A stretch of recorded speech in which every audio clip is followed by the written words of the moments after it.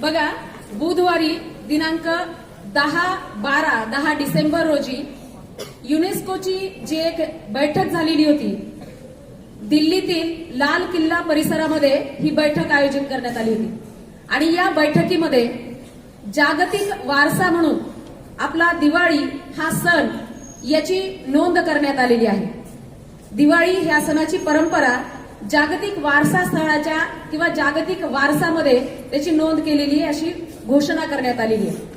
आता हा जागतिक वारसा काय असतो, कोण सांगू शकते? जागतिक वारसा म्हणजे काय आणि हे कोण घोषित करतं? बघा, युनेस्को नावाची एक संघटना आहे.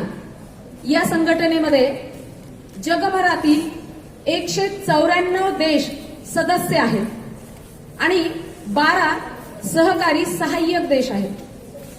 आणि या संघटनेचा उद्देश काय आहे तर दुसऱ्या महायुद्धानंतर युरोपमधील ज्या काही शैक्षणिक संस्था होत्या, या शैक्षणिक संस्थांची पुनर्बांधणी करण्याच्या उद्देशाने सर्वप्रथम या युनेस्कोची स्थापना करण्यात आली. आणि या युनेस्कोची स्थापना 16 नोव्हेंबर 1945 रोजी करण्यात आली. याचं मुख्यालय फ्रान्स या देशामध्ये पॅरिस या शहरात आहे. आणि ही जागतिक संघटना आहे. ही संघटना कोणतं काम करते तर जगभरातील विविध राष्ट्रांमधील शिक्षणाचा प्रसार, विज्ञानाचा प्रसार, त्याचबरोबर संस्कृतीचं संवर्धन आणि संरक्षण याच्या माध्यमातून केलं जातं.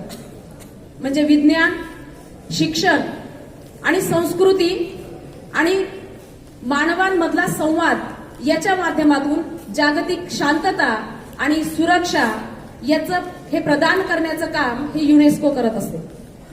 मग या युनेस्कोमध्ये जर असं जागतिक वारसा स्थळांचं संरक्षण केलं जातंय, तर याच्यामध्ये जर आपल्याला आपल्या देशातील एखाद्या वारसा स्थळाची नोंद करायची असेल तर त्यासाठीची प्रक्रिया काय असते तर एक तात्पुरती यादी तयार केली जाते. ज्या देशाला या संघटनेमध्ये सहभागी असलेले देश किंवा या संघटनेच्या अधिवेशनाला ज्या देशांची मान्यता आहे असे देश आपल्या देशातील अशा काही सांस्कृतिक आणि नैसर्गिक, मग ती स्थळं असतील, 10वीच्या मुलांना माहित आहे मूर्त आणि अमूर्त सांस्कृतिक वारसा असतो.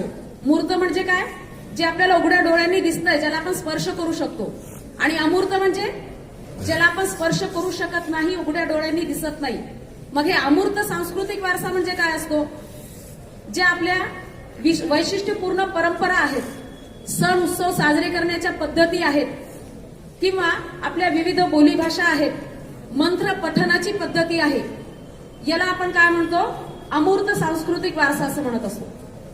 आणि या अमूर्त सांस्कृतिक वारशामध्येच आपला जो दिवाळी हा सण आहे, या दिवाळी सणाचं एक वैशिष्ट्यपूर्ण पद्धतीने आपण हा साजरा करतो. मग आता जर या वारशामध्ये याची नोंद करायची असेल तर ही आधी तात्पुरती यादी तयार केली जाते. नंतर युनेस्कोची जी एक संघटना असते, वर्ल्ड हेरिटेज संघटना ज्याला म्हटलं जातं, याच्याकडे हे किंवा ही समिती असते, याच्याकडे नामांकन दिलं जातं. आणि मग याचं मूल्यांकन केलं जातं. त्यासाठी काही निकष असतात.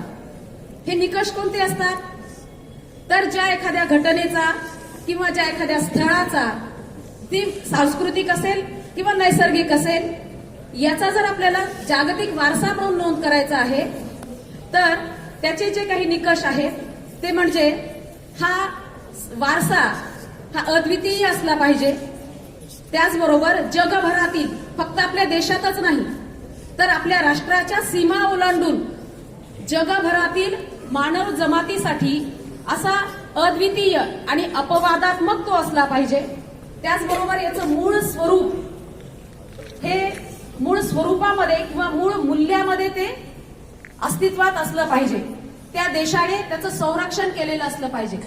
तर अशा गोष्टींचा समावेश हा जागतिक वारसा स्थळांच्या यादीमध्ये केला जातो. आणि आपला हा दिवाळीचा जो सण आहे याचं वैश्विक मूल्य आपल्याला सांगता येईल. ते म्हणजे या सणाच्या निमित्ताने आपण सर्व समुदायाचे लोक एकत्रित येतो, मिठाई देऊन, एकमेकांना भेटवस्तू देऊन आनंदाने हा सण साजरा करतो. त्याचबरोबर या सणाच्या निमित्ताने आपल्या सर्वांमध्ये एकात्मता एकसंगतेची भावना निर्माण होते आणि आणखीन एक महत्वाची गोष्ट म्हणजे स्थानिक अर्थव्यवस्था आणि सृजनशीलतेला याच्या माध्यमातून प्रोत्साहन मिळते. अशा पद्धतीने या सणाच्या निमित्ताने आपण सर्वजण संपूर्ण भारतभर आनंदोत्सव साजरा करतो. म्हणून या सणाचा समावेश जागतिक वारशाच्या यादीमध्ये करण्यात आलेला आहे. 2027च्या बैठकीमध्ये सुद्धा आता जी पुढे 2027 होईल त्यासाठी सुद्धा आपल्या भारताने एक प्रस्ताव तयार केलेला आहे आणि या प्रस्तावामध्ये 3 गोष्टींचा समावेश केलाय. एक म्हणजे रामराजे मंदिर, त्यानंतर आपलं वाल्मिकी रामायण. ही वाल्मिकी रामायण सुद्धा अशाच पद्धतीने आपला एक वारसा म्हणून घोषित केलं जावं, हे रामराजे मंदिर वारसा म्हणून घोषित केलं जावं अशा पद्धतीने. आणि छठ पर्व ही एक छठ पर्व पूजा आहे. 2027ला जेव्हा याला जागतिक स्थान मिळेल, जागतिक दर्जा मिळेल, त्यावेळी मी तुम्हाला याचा इतिहास सांगेन. मग अशा पद्धतीनं या 3 घटकांचा समावेश जागतिक वारशामध्ये केला जावा अशा प्रकारचा प्रस्ताव भारताने तयार केलेला आहे. आणि आपल्या दिवाळी या सणाचा, या उत्सवाचा, या परंपरेचा समावेश जागतिक वारशामध्ये झालेला आहे. ही आपल्यासाठी खूप अभिमानाची गोष्ट आहे.